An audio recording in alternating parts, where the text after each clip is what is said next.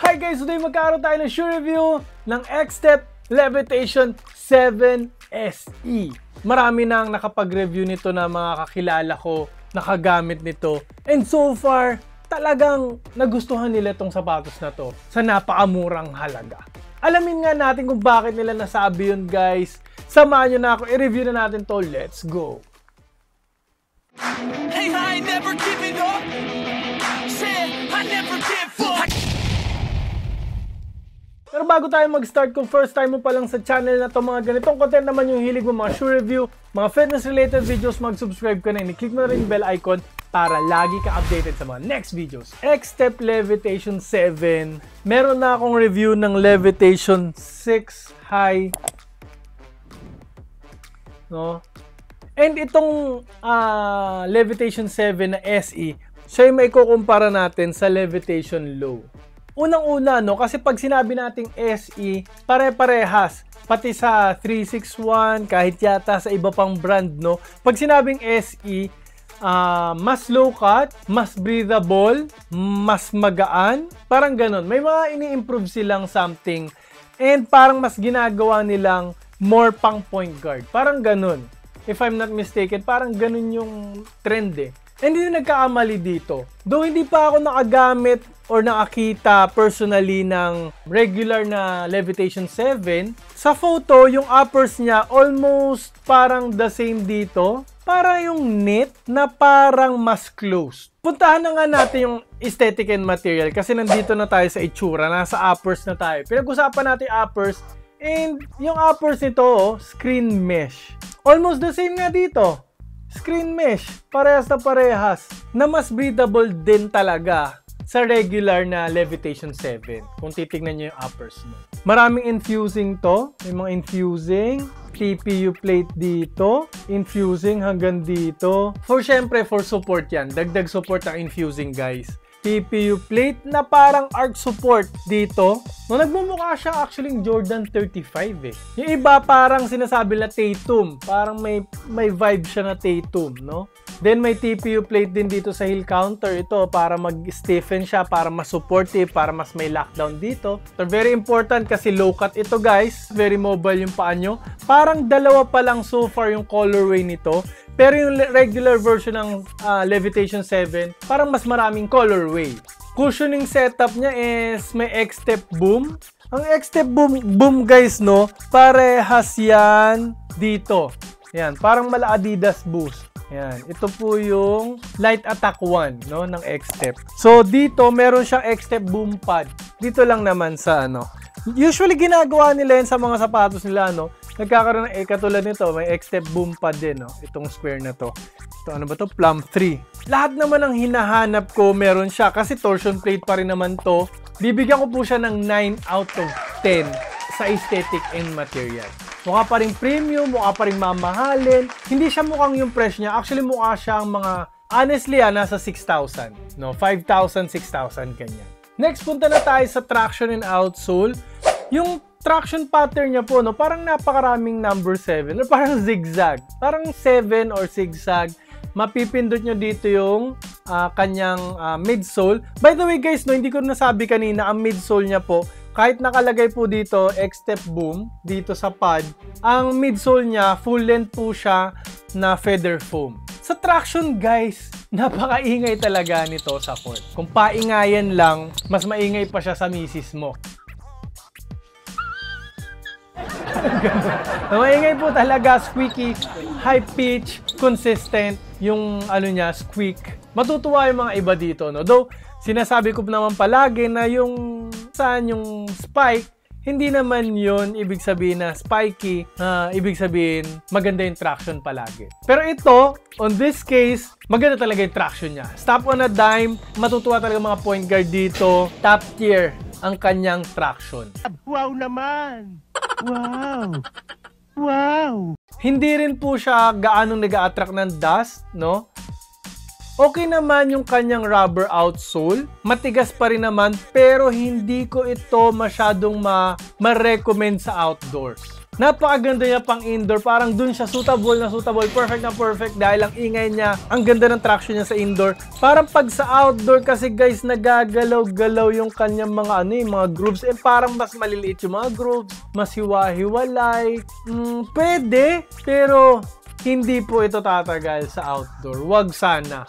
Okay, bumili lang kayo iba pang sapatos. Mura lang naman to. So dahil dyan guys, ang traction and outsole score nito is 9 out of 10. Almost perfect pa rin naman.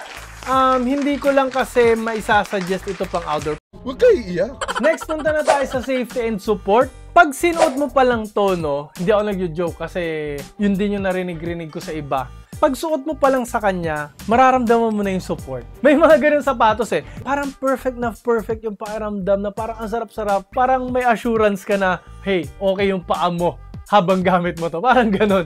Magiging confident ka talaga.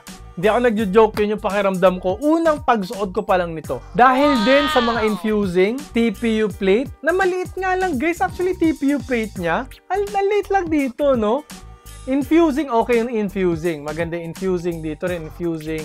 Very supportive naman kasi yung ito, heel counter niya dahil dito sa TPU plate na to. Very supportive talaga. Ramdam na ramdam ko. Napakaganda ng support dito. Napakaganda ng lockdown. Plus kasi may parang pa-shape siya na parang pa-ganyan. May pa-arc. Wala talagang heel slippage. Basta true to size kayo guys Walang heel slippage. Parang may pa-arc siya. So parang hinahag niya yung paa mo dito. Napakalupit ng pakiramdam talaga guys. Plus itong ang arc support. Ramdam ko to Itong arc support nito. Itong torsion support niya. Twisting support. Yung outrigger din niya. Kahit pa paano makapal naman. Safety and support, mabibigyan ko ito ng 9.5 out of 10 talaga. Napakataas, super supportive, napakaganda ng lockdown, lateral containment, mag-jab step ka, euro ka dyan, side steps, contain ka dito, medial side, lateral side, napakalupit. Iba talaga. Hindi ko siya na perfect explain ko, hindi po siya carbon fiber, pero it gets the job done. Napakaganda ng arc support ng torsion plate niya dito.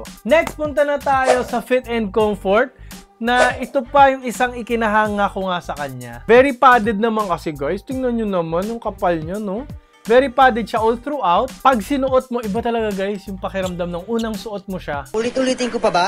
Pag sinabi kasing X-step talaga, lagi nila na ibibigay yung comfort. So, lagi ko sinasabi yung pag X-step, kahit yung mga pamorma shoes nila, may mga pamorma shoes na rin ng X-step kasi yun yung sinasabi nila. And pati sa mga client ko bumibili ng mga pamorma shoes ng X-step, yun din talaga. And hindi yung nagbago sa kanilang mga basketball shoes. Nakita nyo naman yung mga arch support. Pag levitation, Achilles pillow. Pag levitation, ayan levitation 6 to, levitation 6 pa rin to. Tingnan mo naman yung mga Achilles pillow, So, yun talaga guys. Padded po siya all throughout. Pag sa tang, napakakapal pa rin ang padding. Step in comfort, the best pa rin. Hindi ko alam bakit the best yung step in comfort nito. Yung insole nito, yung regular lang naman na Ortholite insole Though, kasi nga meron siyang X-step boom pad dito. And yung feather foam, malambot talaga. And speaking of feather foam, pag feather foam, magaan. Lagi naman pag levitation 6 pala, laging feather foam naman yung ginagamit. Yan feather foam. So, yun yung magaan nilang foam. Napakagaan talaga guys, grabe.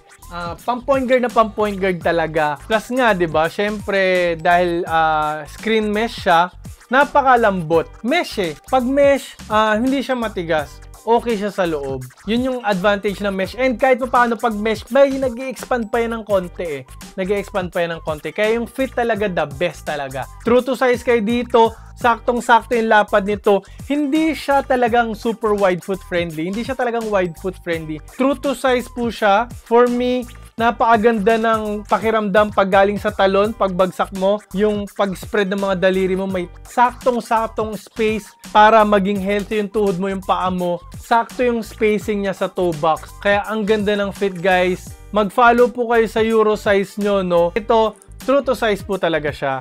So, the best po talaga yung pakiramdam nito. Ay, hindi lang yung pala guys Napakaraming forefoot flex. Malambot po talaga. Low cut, so napaka-mobile ng ankle nyo. Sinabi ko na nga kanina, napakagaan. So dahil dyan guys, fit and comfort, for me, 10 out of 10, perfect po talaga. Wala na akong hahanapin pa. Okay, next, punta na tayo sa breathability. Obviously, SE nga po ito. Pag SE, mas breathable, mas low cut, mas magaan. Yun yung kasama. Breathable po siya all throughout dito, lalo na sa kanyang lateral side. Meron siyang breathable area pa rin dito sa medial side. Okay pa rin naman dito lang, medyo nakulong lang dito ng konti. Yung tang naman niya, very breathable. Malalaki naman yung butas ng mesh dito. Screen mesh, pag mesh talaga, breathable yan. So, 9.5 out of 10 po tayo sa breathability. Hindi na perfect dahil dito parang close talaga yung area dito, no? Hindi makakahinga yung heel. Sa cushioning guys, dalawang foam po ang ginamit. Full length po siya na feather foam. Pero dito, may X-step boom, no? Itong area na to, itong pabilog dito. So, very explosive ka dito. Ang X-step boom kasi nga, pinakita ko na kanina, no? Same siya dito. Para siyang Nitro Edge foam, para siyang, kung sa 361, para siyang Quick Coat Tech, no? Parang nitrogen-infused foam po yung tawag sa mga ganon. Napakaganda po ng energy return, napakaganda ng bounce. So, dito yung nilagay sa forefoot kasi ito talaga yung pinangtatalo natin. So, very bouncy po ito. Mararamdaman nyo po talaga pag pinanglaro ninyo. Plus, actually, yung feather foam, okay siya sa akin eh. Malambot ang feather foam. No? Naka-expose naman siya dito. Buti in-exposed kasi medyo natitigasan ako dito sa caging. Buti in-expose na dito. So, dahil dyan, napaka-responsive po nito. Low to the ground, pang point guard talaga, napakaganda ng court feel. You will feel fast, responsive, quick ka po talaga dito. Mataas dito, pababa talaga. Yung impact protection, okay pa rin naman. Okay pa rin. Hindi siya the best. Anyway, pang point guard siya, hindi siya yung focus niya, no? Hindi focus yung shock absorption, no? Kasi mga magagaan naman yung gagamit dito, mga point guard. Pero may konti lang na ramdam, lalo na kung matagal mo na siya ginagamit. Lalo na medyo mababa yung foam dito eh. Suitable po talaga to sa 1-2. Pero dahil dyan guys, mataas pa rin ibibigay ko dito. Kasi kung hindi ka naman sobrang heavy, okay pa rin naman yung impact protection. Hindi lang siya yung best. So 9 out of 10 po tayo sa cushioning setup. Naging mataas dahil may X-step boom. Sarap ng X-step boom dito guys. Pindutin nyo ang ganito. May energy return eh. Hindi, wow. May bounce na po. Lastly, punta na tayo sa price tag. Sa ganitong presyo, magkano siya? 3,500 siya ngayon, no? To 3,300. Sobrang sulit. Itsura, cushioning setup, sa comfort guys, oh my god. Sa support, almost perfect lahat sa ganung presyo. No? Pag may voucher ka pa, mas magmumura pa. Hindi kailangan pahirapan yung sarili sa pag-score. 10 out of 10 po talaga. And marirecommend ko talaga sa 1-2, gamitin nyo to. And kahit ibang sports guys, so volleyball, badminton, pwede to. Kahit panlakad-lakad pa more, mapupunta ng mall. Very versatile kasi low cut lang naman. No, nakakagalaw na maayos yung ankle mo dito. And yun ka, pogi pa rin to, di ba? So guys, i-click nyo na yung link dyan sa baba. Meron po dyang Shopee, may Lazada link po yan. Legit po yan, Lazmall, Shopee Mall po yan. Nagkakaubusan po kaagad ang Levitation 7 kasi nga, ano siya eh, kumbaga hype po siya ngayon.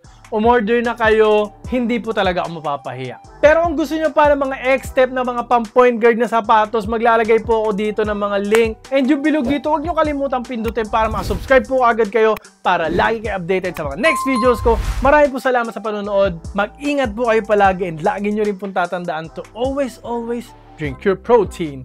Bye!